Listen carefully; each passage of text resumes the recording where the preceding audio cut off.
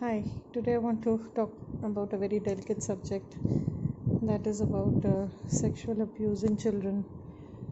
जब बच्चे छोटे होते हैं तो बसों में, गाड़ियों में, मंदिर में, हर एक जगह उनके साथ, चाहे वो लड़का हो चाहे लड़की हो, लड़की को थोड़ा ज़्यादा परेशानी होती है और लड़कों को भी होती है।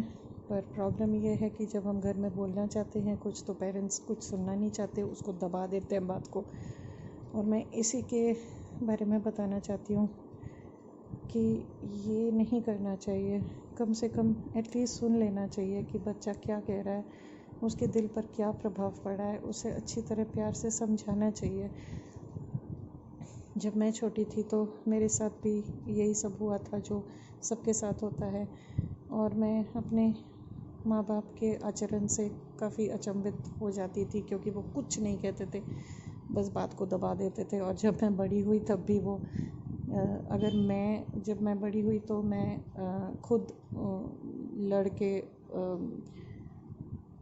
खुद अपने लिए लड़ती थी, और मैं जो ठीक से मेरे साथ व्यवहार नहीं करते थे उन मर्दों को मैं सबक सिखाती थी और उनको कहती थी कि ऐसे नहीं करना चाहिए। तो मेरी माँ कहती थी कि चुप हो जाओ क्योंकि ये फिर परेशान करने लग जाएंगे। और मैं बहुत हैरान हो जाती थी कि एक इतने सीनियर आईपीएस अफसर की माँ होते हुए भी वो क्यों डर रही है। फिर क्या फ़ायदा, अगर पुलिस की माँ ही डरेगी और पुलिस की बहन डरेगी तो फिर इस देश में कौन सुरक्षित है। तो मैं सिर्फ ये कहना चाहती हूँ, मैं 25 साल से एक लेक्चरर थी, कॉलेज में पढ़ा चुकी हूँ और मैं काफ़ी कुछ क्लास में भी डिस्कस किया है मैंने। तो क्लास में भी बच्चे कहते थे कि ये सब्जेक्ट तो हमारे घर में मम्मी पापा कुछ कहने ही नहीं देते, ये टैबू है, because parents don't want to speak about it, and all the trauma and all the pain and all the hurt is suppressed in the child, whether the child is a male or a female. It is so confusing, it is so traumatic, and these experiences keep happening everywhere, in the train, on the bus, I don't know, maybe on the plane too, and or airports and religious places and all sorts of places, and the child is so hurt and the child doesn't know what to do. And if the child tries to tell somebody, then people just look at the child and say that, oh, this is normal and you're just supposed to shut up and keep quiet about it. And you feel such a I used to feel such a sense of I used to feel outraged. I used to feel such a sense of injustice that the person who's doing it is getting off with it, and this way they'll get more courage. तो उनको तो हिम्मत मिल जाएगी कि वो जो कर रहे हैं वो कर सकते हैं और हम सिर्फ चुपचाप सहते रहें। ये तो बहुत नाइंसाफ़ी वाली बात हो गई। तो मुझे तो बहुत ही बुरा लगता था। और एक लड़की थी मेरे क्लास में, जो मैं जब ऐसे क्लास में इस बारे में बात करती थी तो जब क्लास के सारे बच्चे चले गए उसके बाद एक बच्ची मेरे पास आई और उसने फिर मुझे कहा कि मैम, मेरे साथ कुछ घटा था 9th में, और उसके बाद मैं सोचती थी कि मेरी गलती है, मैंने पाप किया है, और किसी ने मेरे साथ दुर्व्यवहार किया था और मैं इतनी डिस्टर्ब थी। और मैं 10th में मैं बोर्ड एग्ज़ाम्स में अच्छा नहीं कर पाई, मैं पढ़ाई नहीं कर पाई क्योंकि हर टाइम मुझे लगता था कि मैंने ही कुछ गलती की है, मैंने ही कुछ पाप किया है। और तो ये सब बातें जो होती हैं ये बहुत डेलिकेट होती है, और बच्चे के प्रभाव में, बच्चे के दिमाग में, साइकोलॉजी में ये नहीं होना चाहिए। हमें आवाज़ उठानी चाहिए। अभी तो मैं सबको कहती हूँ, अगर कोई मेरी तरफ देखे या मेरे बेटियों की तरफ देखे तो मैं तो उनको वहीं पे सबको बता देती हूँ कि ये बुरा व्यवहार कर रहे हैं, ऐसे नहीं करना चाहिए, बिल्कुल भी नहीं। और उनको लज्जित होना चाहिए और सबके सामने लज्जित होना चाहिए, तभी वो चुप करेंगे, तभी वो शर्म महसूस करेंगे, और तभी इन वाक़यातों में, इन हालातों में थोड़ी शायद सुधार आएगी। और हम अगर हिम्मत ना करें तो ये तो ऐसे ही करते रहेंगे, जहाँ मर्जी, जब मर्जी, जो मर्जी करते रहेंगे, और ये बहुत बहुत गलत बात है। सो I just fight for the women, the girls. Anywhere I see injustice being done or people misbehaving with either me or somebody else, I raise my voice, I talk, and let everybody know that these guys are misbehaving, so that they are shamed publicly, which they should be shamed publicly, because that is what should be done. Otherwise they'll never give up. They will think that the girls won't speak up, and they'll keep quiet, and whatever we do will just be tolerated forever and ever, which is a very wrong thing. So मैं पर एक और बहुत अजीब बात हुई कि जब मैं अपने घर में अपने बच्चों से, अपनी बेटियों से सेक्स के बारे में बात करना चाहती थी, या अगर मैं बाहर कोई भी देखे तो उनको मैं डांटती थी कि मेरी बेटियों की तरफ मत देखो, या कुछ मैं कहती थी तो उल्टा मेरी बेटी मेरे को कहती थी कि माँ हम लोग खूबसूरत हैं तो हमें तो देखेंगे ही ना लोग। उसके बाद मैं फिर बोलना मैंने बंद कर दिया।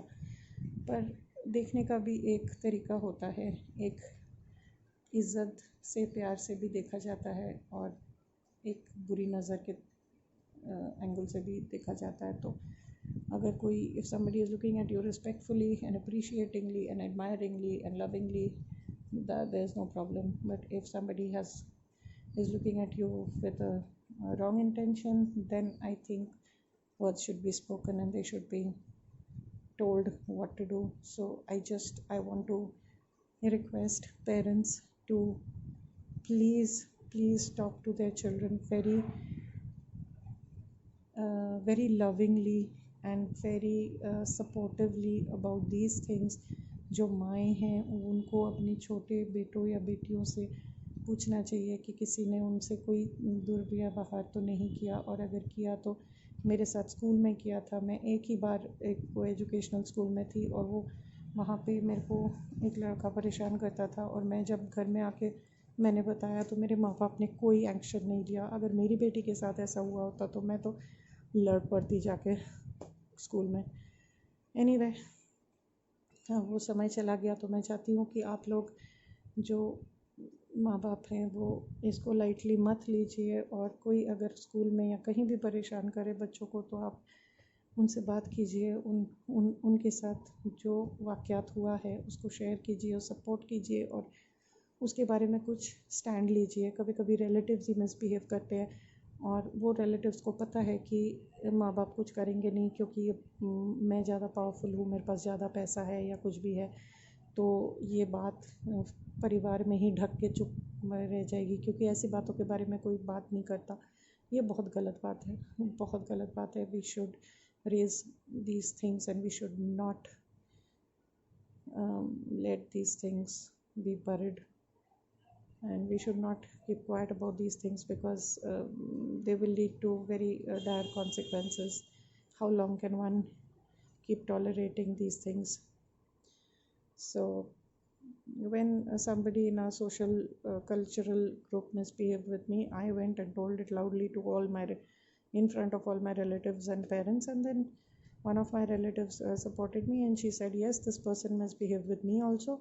So then that was a good clarification. I was proud of it, and I was just a girl at that time. So I'm a feminist, and ironically I did the universe made me do PhD in, not in spirituality, which I wanted to do, but in feminism, which I had to do. I guess that is my sole purpose in life. Yes, fighting for women, fighting for not only women, anybody, men or women, anybody who's oppressed, anybody with innocence and sensitivity, who is hurt, who is tortured emotionally, psychologically. I stand up for all those people, and I love all those people, and I think one should do justice. And if one does not stand up for them, then I think it is better to cut off my ties with such useless relatives who are not there for me when I need them.